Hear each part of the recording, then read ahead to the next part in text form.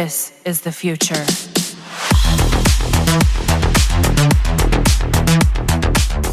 Hello everyone, and welcome back to another Warframe video. Today I want to talk about two old Warframe weapons that is still very good in the game right now. These are weapons that you can get early in the game which you can use for progression. And these weapons are also viable in Steel Path levels up to the new Netracell missions. Now, beam weapons has received a sudden boost of popularity the past few years, and in fact, one of the best weapons this year in Warframe can transform into a beam weapon. I am talking about the Incarnatore, which is one of the meta primary weapon in the game right now. The weapon is an absolute killing machine, and it's one of the must-have weapon in the game. However, despite the fact that Torrid is a mastery rank 4 weapon and you can easily get it by joining a clan that has its research blueprint on their biolab, you must grind your way up to the Duvery content to unlock its incarnate form, which makes the vanilla variant a beast. The normal form of the weapon is serviceable, but the incarnate variant is what you need to transform it to the meta weapon of today. If you are still in the mid-level of the game, then there are options, and I was really surprised when I have played the Ignis Wraith and the Amprex again with the current multiple element meta. Both of these are beam weapons, and Ignis Wraith is dubbed as many as one of the best, if not the best progression weapon in the game. While the Amprex is my personal favorite, and I was having tons of fun with this weapon back in the days, wherein Chroma can still double dip the element buff he have in his Fury ability. Okay, let me tell you the builds I have for both these weapons that can make them viable even for Steel Path levels. I have an almost identical modding for both weapons except for element, as the Ignis Wraith has heat while the Amprex has an innate electricity element on it. But when it comes to other best in slot mods, I go for critical damage, faction mode, and both galvanized chamber and galvanized aptitude, which greatly boost the damage of these beam weapons. The galvanized status chance mod is insane for beam weapons, especially for the Ignis Wraith that has high status chance and can proc multiple status that you have in your weapon through modding or the weapon buff you got from your Warframe.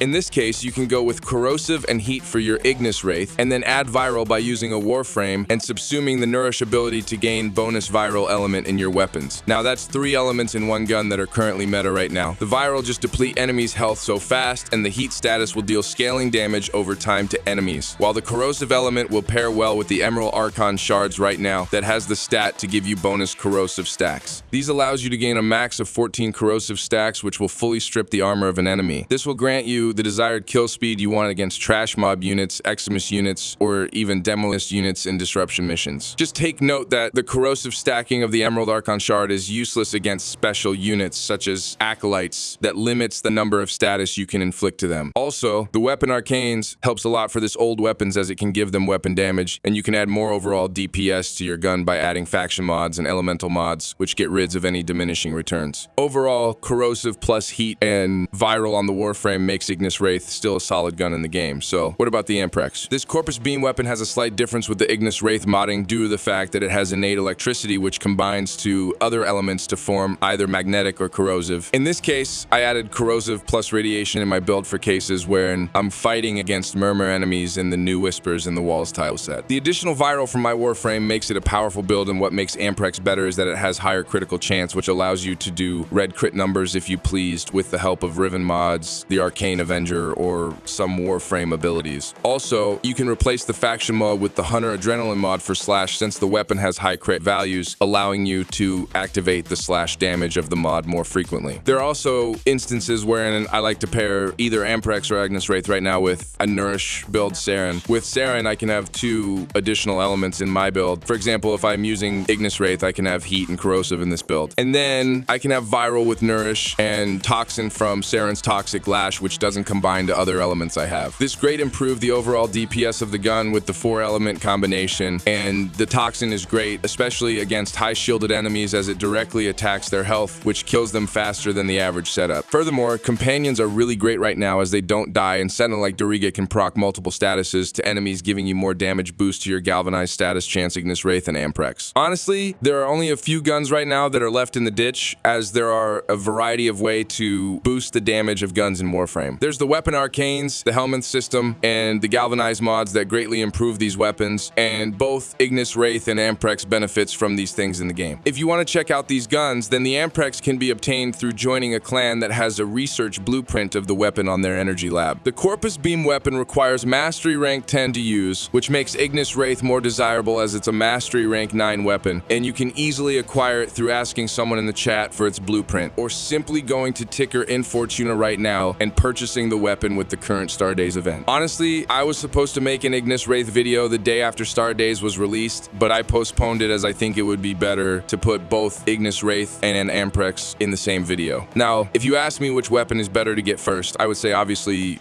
the Ignis Wraith, as it got low mastery rank requirements, and it's still farmable in the Star Days event right now. In terms of usage though, they both excel in their own ways, with Ignis Wraith having a very slight advantage in my opinion, since you can put meta elements such as corrosive, viral, and heat into the gun. The Amprex's innate electricity limits the guns in terms of modding capabilities, but this doesn't mean that it falls short in the damage department, as it still can compete with its high critical chance compared to Ignis Wraith. In addition, the Amprex has more spread and able to hit more multiple targets compared to the Ignis Wraith. With both having sinister reach, Amprex is still able to kill multiple targets fast compared to Ignis Wraith. The flamethrower may be easy to acquire, but Amprex is a fun weapon that you should try once you have the mastery rank requirement. Many believe that the Corpus beam weapon should have a Tenet version by now, but I think Digital Extremes are too busy with other stuff. We all have been wishing for new Kuva and Tenet weapon variants for years now, but it seems that the developers moving on to new projects and concepts of the game that they don't have the time to go back to Corpus and Grineer. Maybe we will see new Kuva variants once the Grineer factions gets involved more with the upcoming Narmer expansion, and we will see new Tenet variants when Digital Extremes decides to make another Corpus related update. Also, never forget that there was a time where Digital Extremes teased of a possible infested Nemesis system. We might see it still in the future, but not now, since the next update will be focused on post Whispers in the Walls content. I don't know what's next after that, but I sure hope that Tenet Amprex will still be a thing, since this is one of my favorite weapons in the past, and I would love to see a boosted version of this primary gun in Warframe. Before you go, I would like to give a quick update on the Discord giveaways and clan recruitment. I would like to announce that the Platinum giveaway will still continue in our Discord server, as within a month, Digital Extremes are giving us 2 Platinum giveaways for our community. However, I think I will postpone first the Riven giveaway, as I want to talk to the developers if I can do this without violating the creator program policy. I honestly would like to give away more stuff in the game, such as Platinum, Rivens, and more that came from my own money to help you guys, but I'm bound now with the creator program that helped me provide content fast with the first day access perk that Digital Extremes gives us content creator. So I would like to discuss first with Digital Extremes if I can give away Riven mods or Platinum to the community with my own money. In addition, I am postponing also clan recruitments, as I will make a massive purge to the clan. I'll be removing members which log into the game over 100 days ago, so I can make room for active members. So that's all about it. I hope that you bear with these changes, and I wish that this video has given you another reason to try both Ignis Wraith and Amprex this year. For comments, suggestions, and feedbacks, please write it down in the comments section below. Thank you so much for watching, and I hope to see you again in my next video. Squad Leader signing off. This is the future.